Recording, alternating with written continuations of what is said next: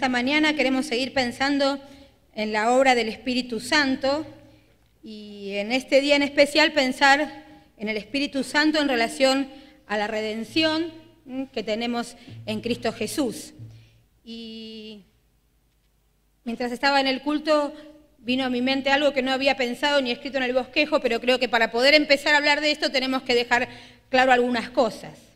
Y lo primero es que para poder pensar y saber lo que el Espíritu Santo hace en nuestras vidas, lo primero que tenemos que tener claro es que si Jesús está en nuestros corazones, si nosotros lo recibimos y lo aceptamos en nuestros corazones y pasamos de ser simplemente personas simples a ser hijos del Rey. Y pensaba que muchas veces cuando pensamos en esto de que somos hijos de Dios y pensamos en el campamento en la familia y en lo que significa para nosotros ser parte de la familia de Dios, la figura más clara que tenemos es la figura de la adopción. Y la Biblia dice que Dios nos adoptó como hijos a través del sacrificio de Jesús en la cruz.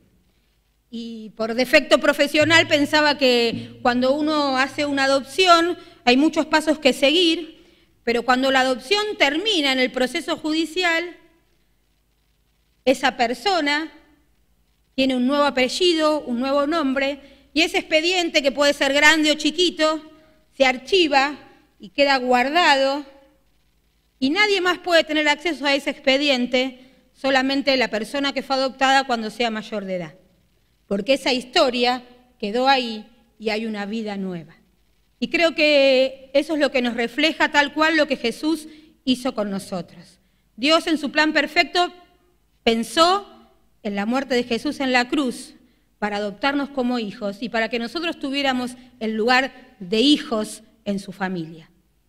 A veces hay algunos que tenemos algunos problemas en relacionarnos, en identificarnos o ser parte de, pero Dios nos dio el mismo lugar a cada uno de nosotros, el ser hijos en la familia de la fe. Y les voy a invitar a que podamos abrir nuestras Biblias en el libro de Hebreos, el capítulo 9, el versículo 11 al 14 vamos a leer. Yo lo voy a compartir en la traducción del lenguaje actual porque me pareció que nos iba a ayudar a poder entender mejor lo que el autor del libro de Hebreos nos quiere decir. Este libro está escrito para los hebreos, como dice, para los judíos, y tiene mucha referencia a lo que es las prácticas que hacían los judíos y a lo que ellos estaban esperando. Y este pasaje, estos 4 versículos, justamente nos hablan de algo que era bastante común y que ellos practicaron y siguen practicándolo de alguna manera, pero los que creyeron en Jesús dejaron de hacerlo cuando Jesús murió y resucitó. Dice así. Capítulo 9, versículo 11 al 14. Hebreos 9, 11 al 14.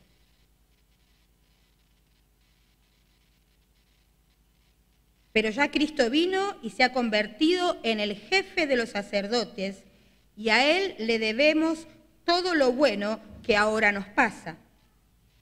Porque el santuario donde Él es sacerdote es mejor y perfecto. No lo hizo ningún ser humano, así que no es de este mundo. Cristo no entró a ese santuario para ofrecer a Dios la sangre de animales, sino para ofrecer su propia sangre. Entró una sola vez y para siempre. De ese modo, de una vez por todas, nos libró del pecado. De acuerdo con la religión judía, las personas que están impuras no pueden rendirle culto a Dios, pero serán consideradas puras si se les rocía la sangre de los chivos y toros y las cenizas de una becerra sacrificada. Pues si todo eso tiene poder, más poder tiene la sangre de Cristo, porque por medio del Espíritu que vive para siempre, Cristo se ofreció a sí mismo a Dios como sacrificio sin mancha ni pecado. Su sangre nos purifica para que estemos seguros de que hemos sido perdonados y para que podamos servir a Dios que vive para siempre. Amén. Y en estos versículos el autor del libro de los Hebreos hace la comparación de lo que venía haciendo el pueblo judío hasta el momento de la muerte y resurrección de Jesús. Todos más o menos los que tenemos algún tiempo en la iglesia o hemos leído, aún en la historia secular, el pueblo judío ofrecía sacrificios de animales. Y esos animales tenían que ser animales especiales, no podía ser el que estaba chueco, el que no servía para otra cosa, tenían que ser el mejor animal para sacrificar para Dios. Y ese derramamiento de sangre era animal, se repetía, cada vez tenían que hacer ese derramamiento. Limpiaba solo por fuera, era algo que cumplían, pero que muchas veces no estaba en la intención de sus corazones, pedir perdón a Dios. Y lo hacían en los tabernáculos hechos de mano de hombre, los tabernáculos que habían hecho los hombres. Y el autor del libro de los Hebreos nos habla de que Cristo derramó su sangre, pero que lo hizo por única vez. Esa fue la última vez que fue necesario el derramamiento de sangre para el perdón de nuestros pecados. El sacrificio de los animales limpiaba por afuera. La sangre de Jesús limpia por adentro nuestros corazones. Y lo más importante es que el sacrificio de Jesús en la cruz y el derramamiento de su sangre, y por supuesto su resurrección, nos dan la posibilidad de la vida eterna. A veces creemos que la vida eterna va a empezar cuando el Señor nos llame a su presencia, cuando nos muramos físicamente. Pero la vida eterna comienza cuando lo recibimos a Jesús en nuestro corazón. Y de ahí en adelante tenemos la vida eterna. No tenemos que esperar a tener la vida eterna para morirnos. La tenemos desde el día que Jesús entra en nuestros corazones. Y en este pasaje nos dice que si el poder de la sangre de los animales limpiaba a los judíos, cuánto más la sangre de Cristo, ¿no? Porque Él se entregó por cada uno de nosotros y dice que murió, resucitó, ¿y a quién nos dejó? Nos dejó al Espíritu Santo, ¿sí? Son personas diferentes. Hoy, bueno, voy a hacer un paréntesis, Hoy los primarios más grandes están compartiendo el culto con nosotros porque van a empezar a compartir el culto con nosotros, porque ellos ya están grandes y pueden participar de este tiempo de la iglesia. Así que en algunas cosas les voy a hablar más específicamente a ellos, pero es porque ellos están compartiendo el culto con nosotros en esta mañana. ¿El Espíritu Santo, Jesús y Dios son personas diferentes? ¿Totalmente diferentes? ¿Qué conforman? Nosotros decimos la Trinidad, ¿sí? Y el ejemplo que ponemos, ¿cuál es? Siempre, para poder entender esto. El del agua, ¿sí? ¿Por qué? Porque el agua puede ser líquida, que estos días la tenemos bien líquida, puede estar en hielo y puede evaporarse también, puede ser vapor, pero siempre es agua, Siempre es agua. Y Dios es uno solo que se representa en tres personas. Dios, Hijo y Espíritu Santo, ¿sí? Y Jesús dice que cuando Él volvió a ascender a los cielos, nos dejó al Espíritu Santo con nosotros.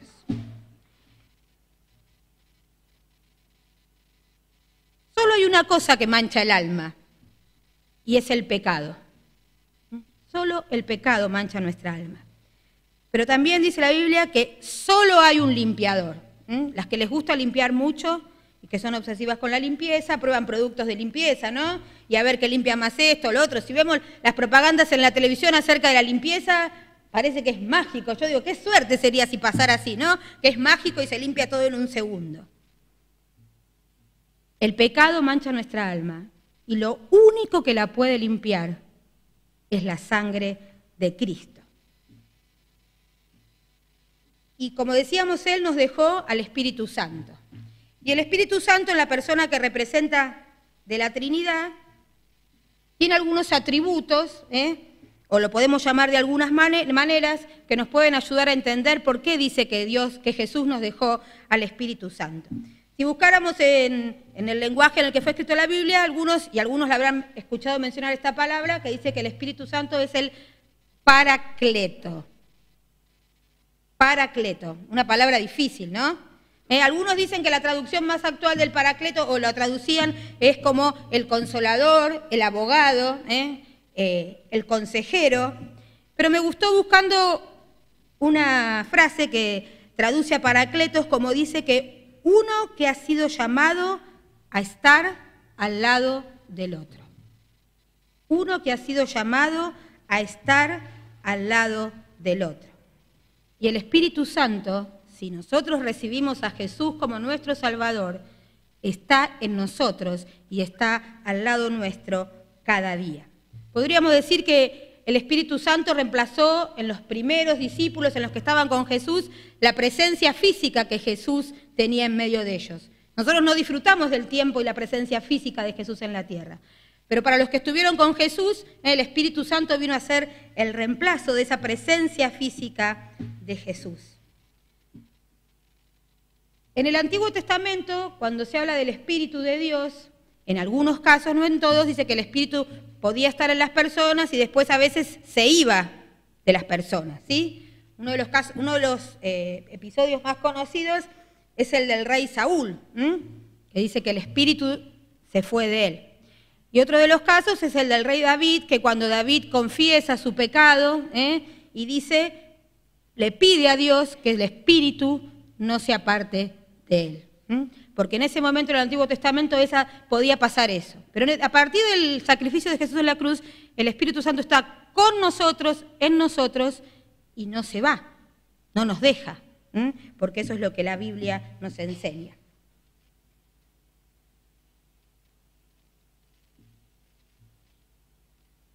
El tema es que muchas veces nos cuesta reflejar hacia afuera lo que el Espíritu Santo hace en nosotros. Cuando nos convertimos, algunos, cada uno en su momento, en su edad, algunos más chicos, otros más grandes, pero siempre cuando hay una experiencia de conversión tiene que haber cambios. Porque cuando Dios entra en nuestro corazón, cuando recibimos a Jesús en nuestro corazón, Él produce cambios en nosotros. Y una vez que nos convertimos, no podemos seguir siendo iguales a los que veníamos siendo. Porque tenemos el impulso del Espíritu Santo, porque somos renovados y transformados por Él, porque debemos tener paz y gozo aún en las tribulaciones. Y porque también en el Espíritu Santo tenemos libertad. Y este es un tema que a veces también se nos complica, porque muchas veces creemos que tener libertad es ¿qué? Es hacer lo que queremos, es hacer lo que nos parece, es vivir como a nosotros se nos ocurre. Pero cuando decidimos vivir en el Espíritu Santo, debemos reflejarlo y nuestra vida debe tener frutos que solamente los tiene aquel que tiene al Espíritu Santo en su corazón. Y cuando pensamos en la libertad podemos pensar que podemos hacer lo que queremos. Y es cierto, podemos hacer lo que queremos. El tema es que las cosas que hacemos traen consecuencias. Yo podría ir a robar un banco. Vieron que yo estoy asombradísima de las noticias de esta semana, que una chica de 19 organizó liberar un preso en la comisaría de San Justo. Cuando yo empecé a escuchar pensé que era una comisaría que estaba, no sé, en algún lugar de La Matanza, chiquitito, escondido. Yo vivía hasta los 19 años en San Justo y la comisaría de San Justo está en la plena plaza de San Justo. Si vieron el noticiero lo habrán visto. Está en plena plaza de San Justo, está la iglesia católica, está la escuela, está la municipalidad, está la sala de primeros auxilios, pasan no sé cuántas líneas de colectivo. Y una chica de 19 años decidió organizar la liberación de su novia. Ahora dicen los abogados que es un acto de amor. No sé si ustedes lo escucharon, un acto de amor. No es que quiso hacer eso. Uno de los delitos más graves que hay, porque querer tomar una comisaría es algo grave, no es una pavada. Algunos decían que es uno de los atentados incluso contra la democracia y el no respeto a la autoridad pública. Y esta chica decidió hacer eso y tuvo la libertad para hacerlo. ¿Dónde está ahora, saben?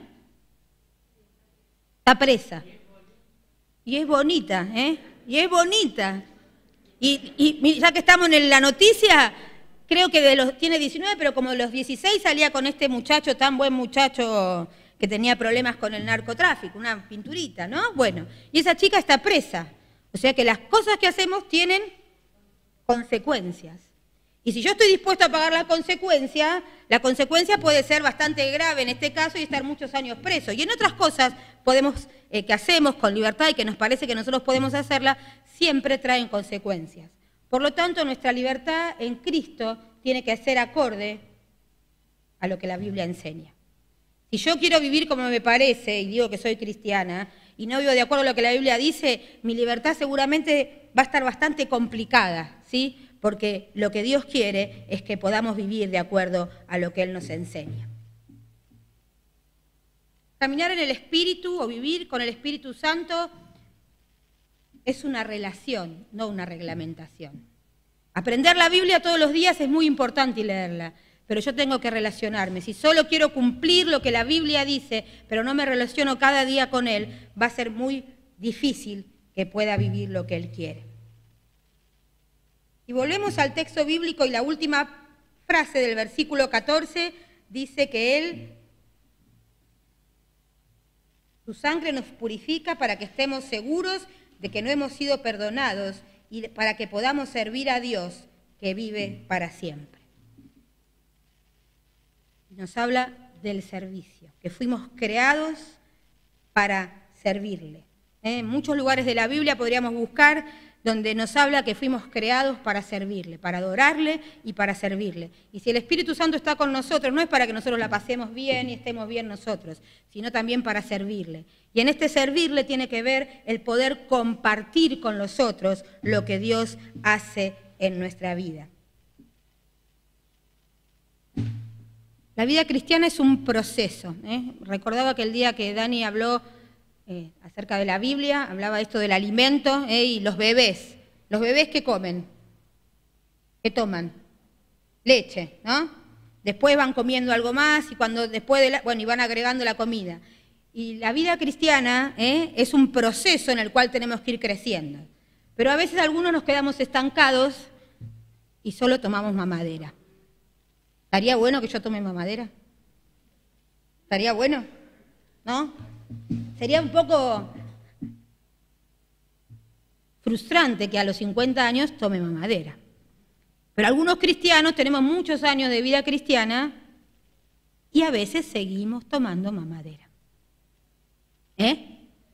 No estaría bien. A mí no me haría bien, exactamente. A mí no me haría bien. Porque la vida cristiana es un proceso en crecimiento. La Biblia dice que que nuestra vida tiene que ir en ascenso, que nos tenemos que parecer más a Cristo. Es un proceso. Algunos por ahí pueden avanzar más rápido y otros vamos más lento. El tema es poder avanzar. Si estamos siempre parados en el mismo lugar, es que no estamos creciendo. Y cuando un chico no crece, está en problemas.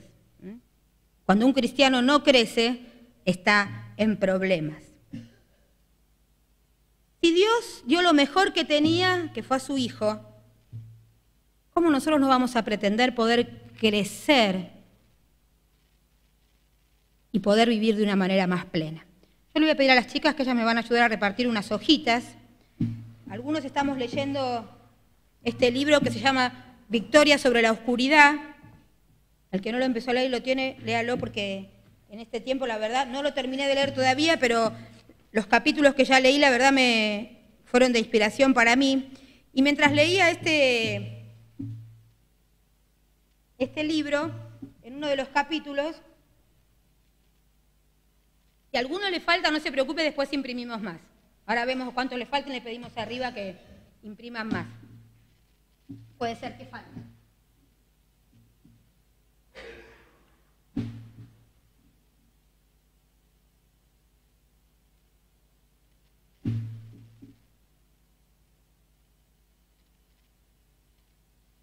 Muy bien. Y el autor dice, 20 sí puedo. Cuando leí el título digo, ¿qué va a decir?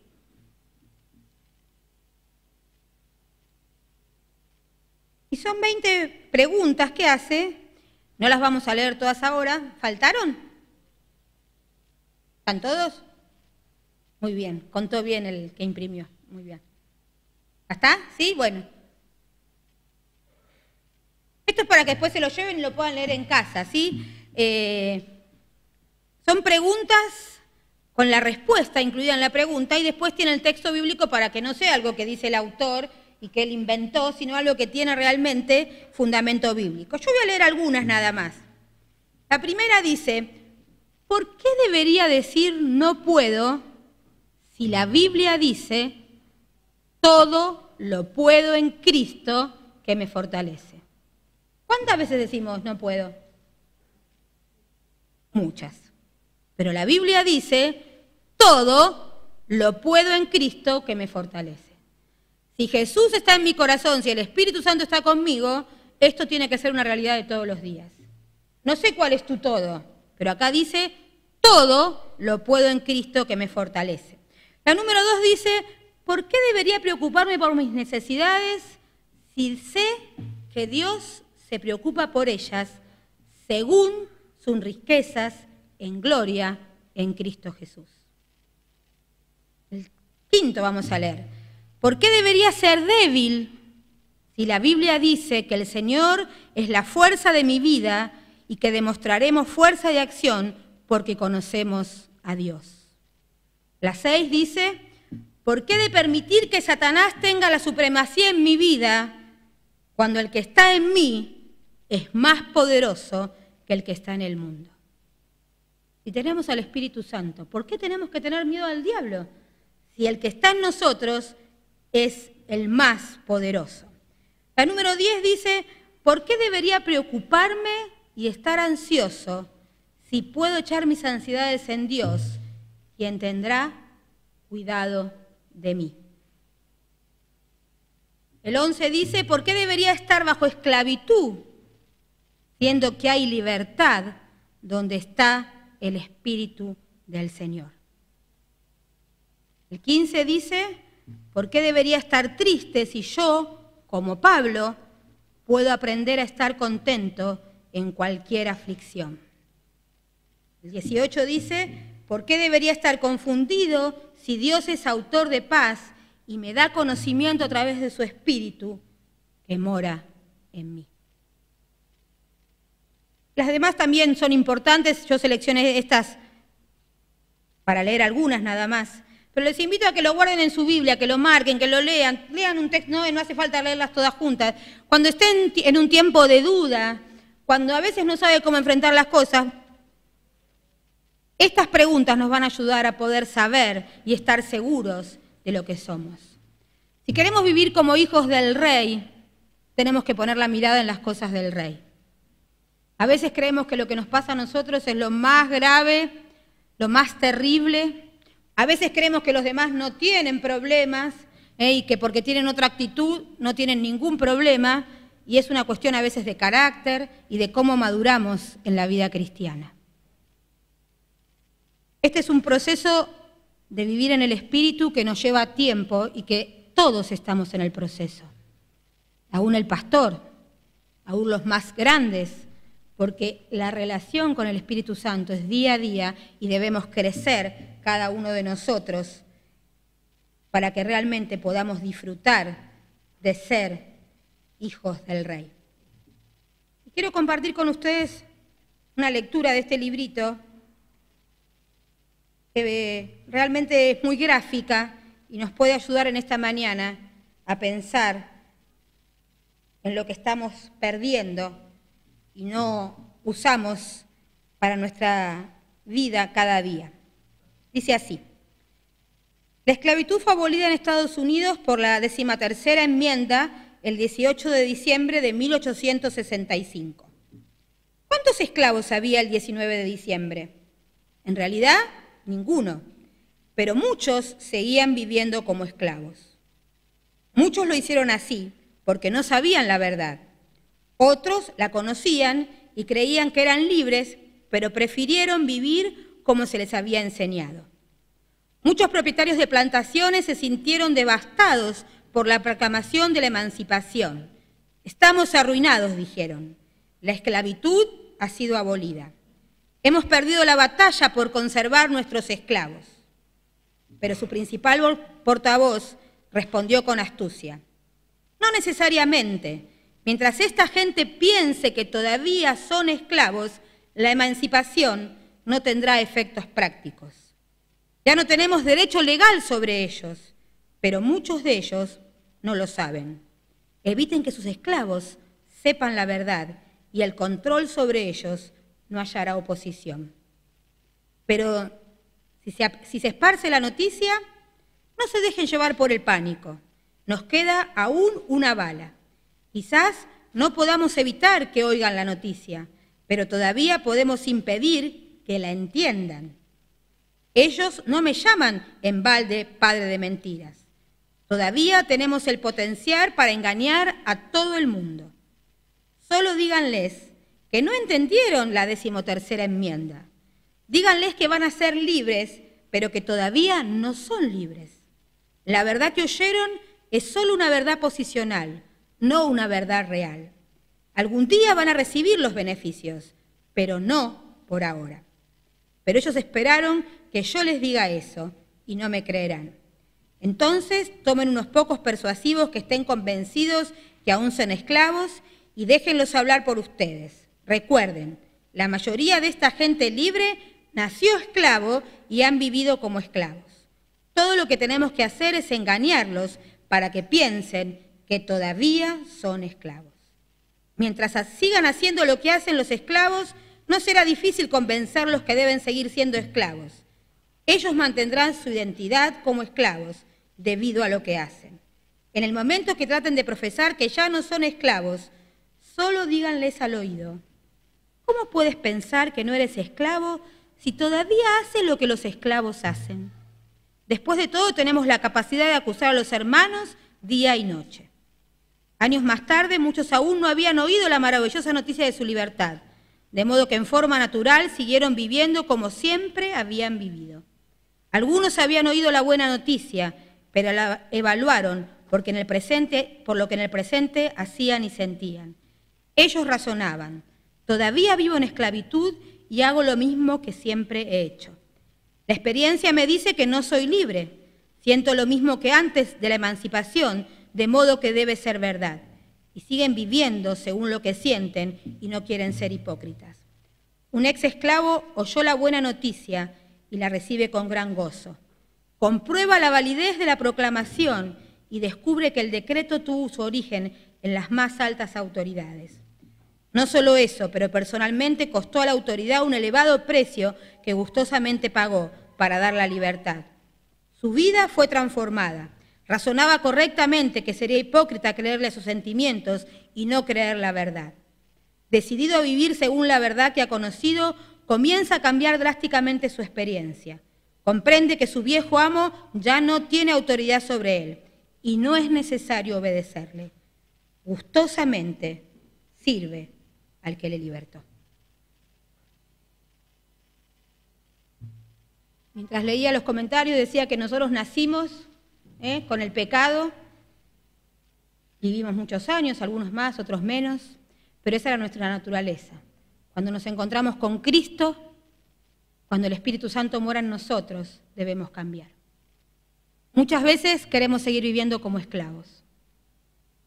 Muchas veces no podemos entender o no estamos dispuestos a correr el precio de lo que significa vivir en libertad. En este pasaje de Hebreos nos dice que si Jesús derramó su sangre, eso tiene poder para libertarnos y que nos dejó al Espíritu Santo. Depende de cada uno de nosotros cómo queremos seguir viviendo. A veces nos seguimos revolcando, nos seguimos recordando, seguimos pensando en nuestras cosas del pasado y no logramos tener la victoria que Cristo nos quiere dar. Es una decisión de cada uno de nosotros. A veces es difícil y a veces necesitamos ayuda de un líder, del pastor, de alguien que nos discipule, aún de un profesional que nos pueda ayudar a curar nuestras heridas del pasado que no son difíciles de curar. Pero Dios nos dio el lugar de hijos. No sigamos ocupando el lugar de esclavos. Cada uno de nosotros sabemos, y cada uno de nosotros tiene en algún lugar, alguna cosa que sigue en su condición de esclavo.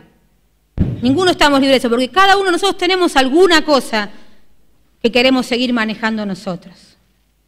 Pero busquemos en su palabra, oremos cada día, porque somos hijos del Rey. Y si Él nos dio a Jesús para que derramara su sangre y al Espíritu Santo para que viva en nosotros, es porque quiere que tengamos vidas plenas y llenas de Él. No para pasarla bien nosotros y ser mejores, para poder servirle cada día. Si nosotros queremos compartir con otros nuestro testimonio y decir que Jesús nos salvó y que somos hijos de Dios, y estamos siempre con un montón de situaciones que nos rodean, que no podemos salir de ellas, ¿quién va a querer ser como nosotros? ¿Quién va a querer ser como nosotros? Pero nosotros tenemos el privilegio de que somos, que creo que todos los que estamos en esta mañana aquí, somos hijos de Dios. Y si somos hijos de Dios, debemos vivir como Él quiere que vivamos. Cada uno en su lugar, cada uno en la etapa de la vida que está transcurriendo, cada uno en el crecimiento que va dando, pero Dios quiere que nosotros vivamos como sus hijos. Y nosotros decimos muchas veces, cuando compartimos, que Dios dio lo mejor que tenía a su Hijo. Y es cierto, Dios dio a Jesús lo mejor que tenía, pero Dios quiere que nosotros vivamos como hijos de Él, no como esclavos. Y esto tiene que ver que podamos aprender, que podamos leer la Biblia. En esta historia que le leí de los esclavos en los Estados Unidos tenía que ver con que los que eran esclavos se enteraron mucho después que habían dejado de ser esclavos. Pero nosotros, por la misericordia de Dios, tenemos su palabra y sabemos quiénes somos. No dejemos que el enemigo, no dejemos que el pasado, no dejemos que nuestras tristezas, que nuestras preocupaciones hagan que sigamos viviendo como esclavos. Dios quiere que seamos hijos de Él. Y si no podemos, porque puede ser que a veces nos cueste y no podemos, pidamos ayuda. Hay muchos que están dispuestos a ayudar y a ayudarnos y acompañarnos en este crecimiento. Los bebés no crecen solos. Si a los bebés no hay una mamá que le da la teta, que se ocupa, que le cambia el pañal, ¿qué pasa con los bebés? Se mueren, ¿sí? Porque no pueden solos. Entonces a veces nosotros no podemos solos, pero busquemos la ayuda para que realmente podamos disfrutar y vivir como hijos del Rey. Porque si el Espíritu Santo está en nosotros, nosotros tenemos la victoria. Y cuando dudemos, busquemos la Biblia, busquemos en esa hojita que tiene algunas cosas que nos pueden ayudar. Porque Dios es con nosotros, está en nosotros y quiere que seamos cristianos victoriosos. Que el Señor nos bendiga.